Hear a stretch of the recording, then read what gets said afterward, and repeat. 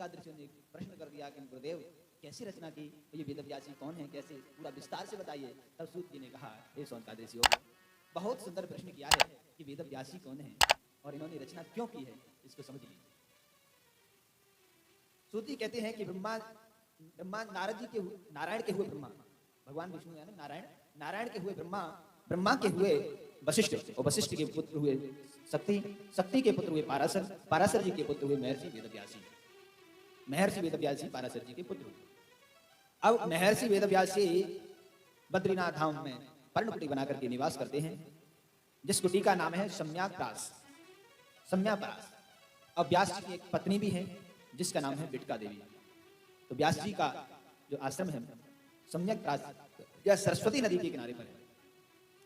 अब व्यास जी ने यह विचार किया कि संसार में सभी व्यक्ति अपने अपने कर्मों में लिप्त हैं, किसी को भी शांति नहीं है, और शांति कैसे प्राप्त हो, मानव जीवन कैसे कल्याणमय हो। व्यास जी ने विचार किया। इस विचार को लेकर के व्यास जी ने सोचा कि अपने 4 वेद हैं, सनातन धर्म में 4 वेद हैं, ऋग्वेद, यजुर्वेद, सामवेद, अथर्ववेद। व्यास जी ने 4 वेद हैं अध्ययन किए, उनमें से 17 पुराणों की रचना की।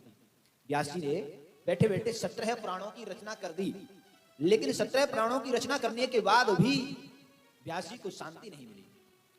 व्यास जी को शांति नहीं मिली क्यों? क्योंकि सभी अपने मनुष्य सभी अपने अपने कार्यों में लगे हैं, किसी के पास पुराण अध्ययन करने के लिए, वेद अध्ययन करने के लिए, पढ़ने के लिए समय नहीं है, अपने अपने उदर भरण के लिए लगे हुए हैं। लेकिन व्यास जी उदास होकर के अपने आश्रम में बैठे हुए हैं, क्योंकि जिसने 17 पुराणों की रचना की हो वो भी सभी के कल्याण के लिए, परहित के लिए, और फिर भी वो काम सिद्ध ना हो पाए तो कितना बुरा लगेगा।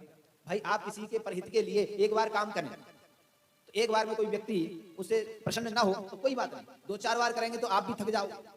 लेकिन यहाँ तो 17 पुराणों की रचना कर दी, लेकिन फिर भी शांति नहीं मिली, तो उदास हो गए। उसी समय नारद जी व्यास जी के आश्रम में पहुंच गए। नारद जी ने देखा कि व्यास जी उदास बैठे हुए हैं, क्या कारण है, चेहरे पर मलिनता नजर आ रही है। तो व्यास जी से नारद जी ने प्रश्न कर दिया, हे महाराज आप कैसे उदास बैठे, क्या कारण है आपकी उदासी का? तब व्यास जी ने कहा, नारद जी मैं क्या बताऊं, मैंने 17 पुराणों की रचना की, वो भी मानव जीवन के कल्याणार्थ के लिए 17 पुराणों की रचना कर दी, लेकिन फिर भी मुझे शांति नहीं मिल रही। नारद जी ने कहा, व्यास जी आपने 17 पुराणों की रचना कर दी? बोले हाँ। तो कोई बात नहीं, एक पुराण की और रचना कर दीजिए। व्यास जी ने कहा, एक पुराण की रचना करने से क्या हो जाएगा, जब 17 पुराणों की रचना कर दी हो तो एक पुराण से और रचना करने से क्या हो जाएगा? अरे मैंने तो इतनी मेहनत की है, लेकिन जब कुछ नहीं हुआ तो थोड़े से काम से कैसे काम हो जाएगा? हम भी विचार करते हैं ना, जब हमारे घर में संकट हो, पीड़ा हो, परेशानी हो, तो क्या करते हैं, इधर भागेंगे, उधर भागेंगे, उधर भागेंगे, चारों तरफ भागते हैं, तो कहीं से भी शांति नहीं मिलती, तो उदास होकर घर बैठ जाते हैं, टेंशन लेकर के घर बैठ जाते हैं। और फिर आपसे कोई कहे, लो महाराज इसमें से थोड़ा सा ये उपाय कर लो, अब क्या जवाब दोगे? अरे महाराज ये क्या उपाय बता रहे हो, अरे इस उपाय से क्या हो जाएगा, इससे बड़े बड़े उपाय हमने कर लिए, इस उपाय से क्या हो जाएगा, है ना, यही कहते हैं। लेकिन व्यास जी कहते हैं एक पुराण से क्या होगा? तो नारद जी ने कहा, व्यास जी कभी कभी बड़ी से बड़ी दवाई बीमारी में काम नहीं आती, और कभी कभी एक धूल भी उठा के दे देते काम हो जाता है। इसलिए व्यास जी आप अपने मन को हल्का ना कीजिए, आप 18वें पुराण की रचना कर दीजिए, जिसका नाम है श्रीमद् भागवत महापुराण।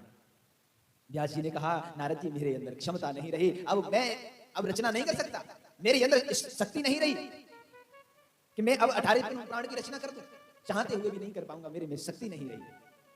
तब नारद जी ने कहा, व्यास जी मन हल्का मत करो, हिम्मत नहीं हारना चाहिए, हिम्मत बना के रखना चाहिए, बस सहारा संतों का ले लेना चाहिए, संतों के सहारा लेने से बड़े से बड़े कार्य बन जाते हैं। अगर संतों की कृपा हो जाए ना तो भगवत कृपा भी दूर नहीं होती है, संत कृपा हो गई तो भगवत कृपा अपने आप हो जाती है, और भगवत कृपा हो गई तो पर कोई काम ऐसा नहीं है जो रुक जाए, अधूरा रह जाए, वह काम अपने आप पूरा हो जाता है। नारद जी कहते हैं, व्यास जी इसका उदाहरण मैं स्वयं हूं, मैं अपना स्वयं अपमिति बता करके कहता हूं कि जब मैं पूर्व जन्म में दासी का पुत्र था, मेरी माँ संतों की सेवा करती थी, मेरी माँ संतों की सेवा करती थी, मैं छोटा था, संतों की सेवा माँ करने जाती तो माँ के साथ मैं संतों के पास जाता, संत प्रवचन करते थे, सत्संग करते, कीर्तन करते, मैं भी जाके संतों के बीच में बैठ जाता, संतों के प्रवचन सत्संग सुनता था, कीर्तन सुनता था, और सुनते सुनते मुझे बड़ा अच्छा लगता। जब अच्छा लगने लगा, थोड़ा थोड़ा बड़ा हुआ, जब मैंने सुना कि जीवन में भजन ही सार है और कुछ सार नहीं है, तो मैंने निर्णय लिया, भजन करने के लिए जाने लगा। तो संतों ने मुझे रोक दिया कि अभी आपको भजन करने नहीं जाना है, अभी माँ की सेवा करना है। माँ की सेवा करने के लिए संतों ने आदेश कर दिया, तो मैं माँ की सेवा करता रहा। एक दिन संत चले गए, मैं और माँ रह गई। तो एक दिन माँ गाय धोने गए, गाय का दूध निकालने के लिए गई, तो उसी समय सर्प ने माँ को डस लिया, माँ को सर्प ने काट लिया। जैसे मैंने सुना कि माँ को काट लिया, माँ अपने शरीर को त्याग करके ले गई। उसी समय नारद जी कहते हैं कि मेरी आंखों से एक आंख से ठंडे आंसू निकले और एक आंख से गर्म आंसू निकले। व्यास जी ने पूछा, नारद जी ठंडे आंसू क्यों निकले और गर्म आंसू क्यों निकले, क्या कारण रहा? तो नारद जी कहते हैं ठंडे आंसू होते हैं प्रसन्नता के और गर्म आंसू होते हैं दुख के। मुझे दुख इस बात का था कि मेरी माँ मुझे छोड़ करके चली गई, मैं कैसे रहूं, परंतु ठंडे आंसू इसलिए थे मुझे प्रसन्नता भी थी। या प्रसन्नता की ये प्रसन्नता थी कि अगर माँ जब तक थी तब तक मैं भजन नहीं कर पा रहा था स्वतंत्रता पूर्वक। अब मेरी माँ नहीं है तो कोई बात नहीं, अब मैं भजन करने में स्वतंत्र रहूंगा, इसलिए मुझे प्रसन्नता थी। अब नारद जी उसी समय भजन करने के लिए निकले, भजन अखंड भजन किया और ऐसा भजन किया, नारद जी कहते हैं उस जन्म में तो नहीं, मुझे इस जन्म में अब वह चीज प्राप्त हुई है उस भजन के प्रभाव से, उस संतों की कृपा से। अगर संतों की कृपा ना होती तो मैं क्या जानता कि सत्संग क्या होता है, भजन क्या होता है, कीर्तन क्या होता है। संतों की कृपा से आज मुझे इतनी बड़ी कृपा हुई है कि देवदत्ता इमाम वीणा स्वर ब्रह्म विभूषिता, जो वीणा स्वयं श्री हरि नारायण के द्वारा प्रदान की हुई वीणा में अपने पास रखे हूं और इससे प्रभु का गुणगान करता रहता हूं। और तो और इतना ही नहीं, किसी भी देवी देवता के दरबार में जाऊं मुझे किसी परमिशन की जरूरत नहीं होती है। ये भगवत कृपा कहां से मिली? यह कृपा संतों की कृपा से मिली। तो संतों की कृपा हो जाए तो भगवत कृपा दूर नहीं होती है, इसलिए संत कृपा बहुत महत्वपूर्ण होती है।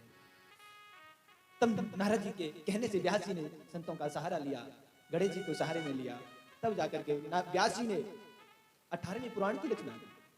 कैसे?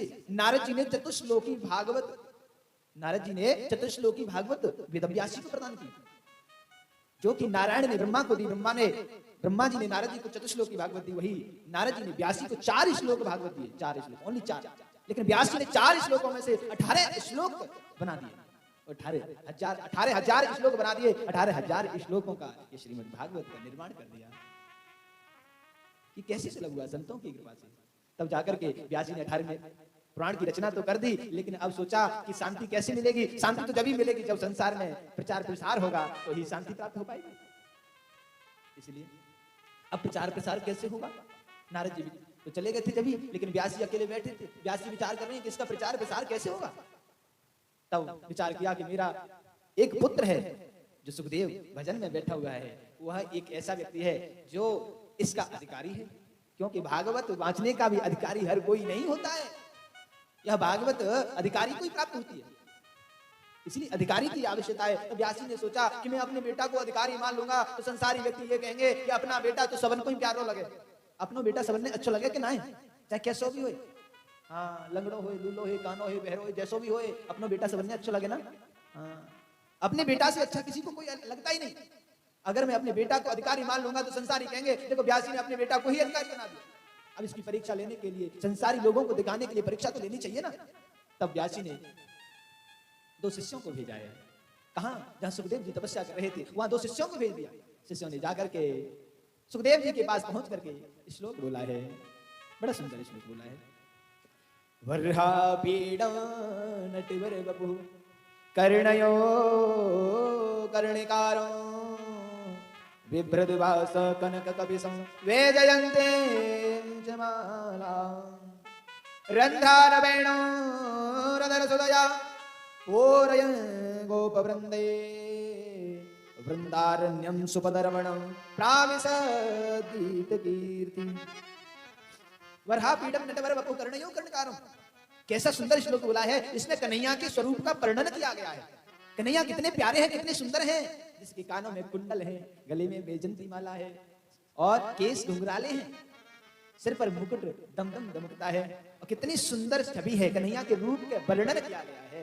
सुखदेव जी ने श्लोक सुना, बड़े प्रसन्न हुए। सुखदेव जी की समाधि खुल गई। सुखदेव जी विचार कर रहे हैं, अरे भैया कितना प्यारा श्लोक है, या इस श्लोक में तो बड़ा सुंदर वर्णन किया गया है, कन्हैया इतने प्यारे सुंदर हैं। तब सुखदेव जी ने विचार किया कि ऐसा ना हो कि सुंदर ही सुंदर हो और अंदर से छल कपट भरा हो, इसलिए द्वारा से समाधि लग गई। समाधि तो खुली लेकिन द्वारा से समाधि लग गई। तो शिष्यों ने देखा, जो व्यास जी के शिष्य थे, उन्होंने देखा कि सुखदेव जी की समाधि तो खुली थी लेकिन वापस समाधि में बैठ गए। अब क्या करें? तब दूसरा श्लोक बोल दिया, अहो बकीया स्तन काल कूटम जिघांसया पाय यदा साधु लेवे गतिं धात्रिचितां ततोऽन्यो कं वा दयालुं शरणो व्रजेम। क्या कहा है? दूसरे श्लोक में वर्णन कर दिया, अहो अहो बकीयम स्तन कालकूटम, अहो माने वो बड़े भाग्यशाली है, अहो माने वो बड़ी भाग्यशाली है। कौन? पूतना, जो कालकूट विष लगा करके अपने स्तन से कालकूट विष लगा करके आई और कन्हैया को विष यानी जहर पिलाना चाह रही है, जहर पिला रही है। ऐसे जहर पिलाने वाली पूतना, उसके लिए कन्हैया ने क्या किया? ये कन्हैया करुणा के सागर हैं, दीन बंधु करुणानिधि स्वामी, इतने प्यारे कन्हैया हैं, इतने करुणा के सागर हैं कि उस पूतना को जो जहर पिला रही है, उस पूतना को भी वह मुक्ति प्रदान कर दी जो मैया यशोदा को वर्षों बाद प्रदान करनी थी। वो मुक्ति मैया को देने से पहले पूतना को प्रदान कर दी। जो मैया यशोदा को मुक्ति प्रदान करनी थी, वो मुक्ति पूतना को पहले प्रदान कर दी। क्यों? क्योंकि कन्हैया करुणा के सागर हैं।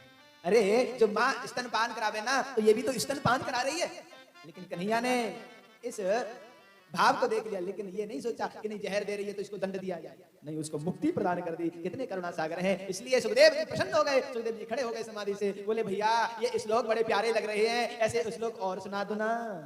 शिष्यों ने कहा महाराज हमारे पास तो केवल 2 ही श्लोक आते हैं और आवे ही ना है, इसलिए अगर और सुनना है तो हमारे गुरुदेव जी के पास चलिए, हमारे गुरुदेव के पास ऐसे 18,000 श्लोक हैं। बोले अच्छा चलिए। तो सुखदेव जी तुरंत खड़े हुए चल दिए, व्यास जी के पास पहुंचे, व्यास जी से निवेदन किया महाराज मुझे ऐसे श्लोक प्रदान करा दीजिए। व्यास जी ने कहा मैं नहीं कराऊंगा, आप जनक महाराज के पास जाइए, जनक महाराज आपको ऐसे श्लोक प्रदान करा देंगे। जनक महाराज से पहले ही बोल दिया व्यास जी ने कि आप हमारे बेटा सुखदेव जी की परीक्षा ले लेना। जनक महाराज के दरबार में जब सुखदेव जी पहुंचे, सुखदेव जी जैसे पहुंचे द्वारपालों ने रोक दिया। द्वारपालों ने कहा कहां जाते हो?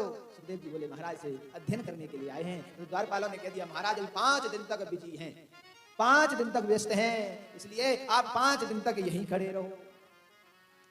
सुखदेव जी ने प्रतीक्षा की, 5 दिन तक सुखदेव जी उसी जगह पर खड़े रहे, बिल्कुल भी क्रोध नहीं, बिल्कुल भी उदासी नहीं, और प्रसन्नता हो रही है कि अब मेरा 1 दिन कम हो गया, 1 दिन कम हो गया, इसलिए मुझे ऐसे श्लोक अध्ययन करने के लिए प्राप्त होंगे, इसलिए मेरा समय कम हो रहा है, मेरा वो समय नजदीक आ रहा है जो मुझे ऐसे श्लोकों का अध्ययन प्राप्त होगा। हाँ, यह भाव समझिए। अगर हम तुम होवे ना तो क्या सोचेंगे? अरे हमको इतने बड़े व्यक्ति को इतनी प्रतीक्षा करा दी, इतना इंतजार, इतना वेट करा दिया, यही कहते हैं ना। हाँ, थोड़ा सा अगर मंदिर में चले जाए ना और मंदिर में थोड़ा पर्दा लग जाए तो कहते हैं क्या हो गया, जल्दी खुलवाओ, मुझे बहुत देर होगी खड़े खड़े। हाँ, अगर नहीं खुलेगा तो लौट भी आएंगे, पता नहीं कब खुलेगा, चलो भाग चले फिर देख लेंगे, फिर नसीब में हो या ना हो कोई पता नहीं, लेकिन चलो निकल लो। हाँ, ये क्या है? ये अहंकार। अहंकार, हमारे पापों से अहंकार प्रकट हो जाता है। हाँ, हमारे पाप दर्शन नहीं करने देते, हमारे पाप प्रतीक्षा नहीं करने देते, इसलिए हमारे पाप होते हैं जो पीछे लौटने के लिए बोलते हैं। सुखदेव जी उस समय की प्रतीक्षा कर रहे हैं और बड़ी प्रसन्नचित्त हो रहे हैं, बिल्कुल उदासी नहीं। जनक महाराज ने पूछवाया कि देखो उनके चेहरे पर उदासी तो नहीं है, क्रोध तो नहीं है? बोले नहीं। द्वारपालों ने कह दिया नहीं है। उसी समय जनक महाराज ने कहा कि सुखदेव जी ने क्रोध को जीत लिया है और अब काम को कैसे करना है। तब जनक महाराज ने अंदर बुलवाया, अंदर बुलवा करके बढ़िया एक सुंदर आसन पे विराजमान कर दिए सुखदेव जी को, और वहीं पर नव युवतियों को सेवा में लगा दिया। नव युवतियां सेवा कर रही हैं, पंखा हिला रही हैं, आलिंगन कर रही हैं, नव युवतियां सेवा में लगी हुई हैं, लेकिन सुखदेव जी को तो अपने देहभान का ही नहीं ख्याल है, वो अपने स्त्री पुरुष का भेद ही नहीं जानते हैं। सुखदेव जी स्त्री पुरुष का भेद ही नहीं जानते हैं, तो उन पर काम का क्या प्रकोप होगा। इसलिए वहां तो अपनी मस्ती में मस्त है, किसी से कोई मतलब नहीं, केवल अपने अध्ययन के लिए वहां लगन लगी हुई है। लेकिन जनक महाराज ने देखा कि सुखदेव जी ने काम पर भी विजय प्राप्त कर ली है, तो उसी समय जनक महाराज ने पूरे संसार में कह दिया कि सुखदेव जी ने काम क्रोध पर विजय प्राप्त कर ली है, यही भागवत के अधिकारी है। तब जनक महाराज ने हाथ जोड़ करके सुखदेव जी से कहा महाराज हम आपको क्या भागवत श्रवण करा सकते हैं? अरे हमारे अंदर क्या क्षमता है, आप जैसे